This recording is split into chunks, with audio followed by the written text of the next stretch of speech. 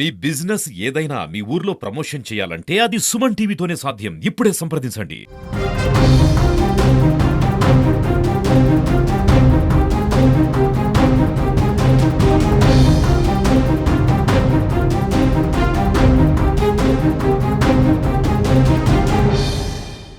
ఈరోజు జనసేన పార్టీకి సంబంధించినటువంటి నాయకులు శ్రీ కిరణ్ రాయల్ గారు ఒక వీడియో చూపించారు. అది అత్యంత దారుణంగా ఉంది. అదే విధంగా కంప్లైంట్ కూడా చేశారు. అదేంటంటే తిరుమల ఎలా దర్శనం చేసుకోవాలి ఏంటి అనేటువంటి ఒక దేవస్థానం పేరు మీద ఒక డూప్లికేట్ యాప్ ఒకటి తయారు చేశాడు. అది చాలా క్రైమ్ అది. సో దానికి సంబంధించింది వాడు డాలర్ రూపంలో కూడా కలెక్ట్ చేస్తున్నట్టుగా ఇన్ఫర్మేషన్ ఉంది. దీని మీదుగా చాలా సీరియస్ గా యాక్షన్ తీసుకుంటాం. ఇందులో పెట్టే ప్రశ్నే లేదు. ఇప్పుడే నేను CBI&SOకి ఫార్వర్డ్ చేసి కేసు రిజిస్టర్ చేయమని చెప్తాను. ఏముంది ఇలాంటివి కూడా ఇంకా ముందు ముందు ఏదైనా జరిగితే కూడా తప్పకుండా యాక్షన్ తీసుకుంటాం. ఈ భక్తులందరికీ విజ్ఞప్తి ఏంటంటే ఇలాంటివన్నీ టీటీడీ చేయదు. ఇలాంటివన్నీ చూసి యాప్లు చూసి మోసపోవద్దని చెప్పేసి భక్తులందరికీ కూడా నా యొక్క విన్నపం. కాబట్టి మనం అందరం కూడా కొంచెం జాగ్రత్తగా ఉండాలని చెప్పేసి అందరినీ కోరుతున్నాను.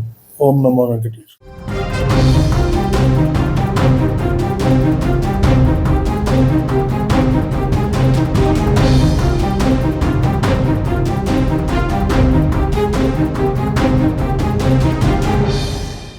ఈ రోజు తిరుమలలో చైర్మన్ క్యాంప్ ఆఫీస్ లో ఇందాకే టీటీడీ చైర్మన్ గారు కలిసి తిరుమల తిరుపతి దేవస్థాన పవిత్రతని ఎవరు దెబ్బతీయాలని చూసినా జనసేన పార్టీ తరపున అయితే మేము ఊరుకోం.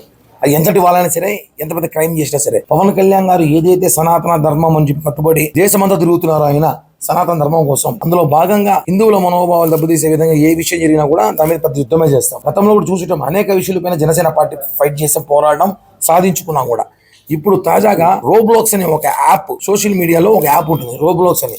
అందులో మన రాష్ట్రమే కాదు, తమిళనాడు, కర్ణాటక అన్ని రాష్ట్రాలకు సంబంధించి ఆ యాప్లోకి వెళ్ళి ఓపెన్ చేస్తే గుళ్ళు దర్శనాలు దేవుడిని ఎలా చేసుకోవచ్చు, ఎలా ఆ గుళ్ళ లోపల ఎలా ఉంటుంది, ఆ లోపల ఎలా జరుగుతుంది, ఎలా వెళ్ళొచ్చు, ఎలా రావచ్చు, ఇవన్నీ కూడా క్రియేట్ చేసి యాప్ రెడీ చేశారు.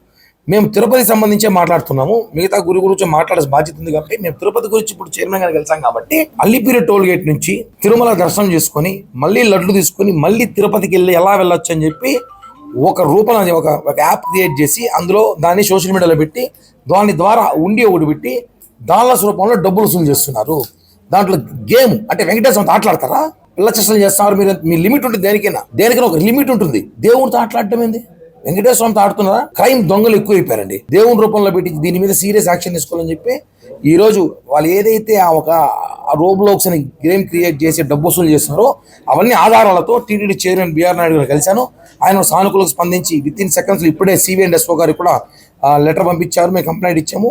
ఇమీడియట్గా కేసు నమోదు చేసి భవిష్యత్తులో వెంకటేశ్వర స్వామి జోలికి రావాలన్నా, హిందూ మతాల జోలికి రావాలన్నా, ఇటువంటి యాప్ క్రియేట్ చేయాలన్నా, ఏమి చేయాలన్నా సరే వాళ్ళకి భయపడే విధంగా శిక్షలు పడాలి. దాని మీద చర్యలు తీసుకోవాల్సిన విధంగా చైర్మన్ గారిని కోరం. ఖచ్చితంగా భవిష్యత్తులో ఎవరు కూడా సరే ఇంకొకసారి ఈ యాప్లు వాళ్ళ డబ్బుల కోసమో, వాళ్ళ మైలేజ్ కోసమో, వాళ్ళ పబ్లిసిటీ కోసమో దేవుళ్ళు వాడుకుంటే మాత్రం బాగోదు. ఎందుకంటే చాలా బాధ వేసింది.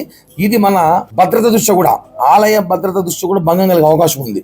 ఆ యాప్ ద్వారా కరెక్ట్గా ఎలా వెంకటేశ్వర ఆలయం నమూనా ఉంటుందో ఆ నమూనాను అలాగే దించాడు. దాని ద్వారా ఉగ్రవాదులకి కూడా అవకాశం ఉండొచ్చు, చూడడానికి ఎలా రావచ్చు అని కూడా చేయొచ్చు. ఇవన్నీ జరుగుతూ చూస్తున్నాగా మన దేశంలో ఏం జరుగుతుందో.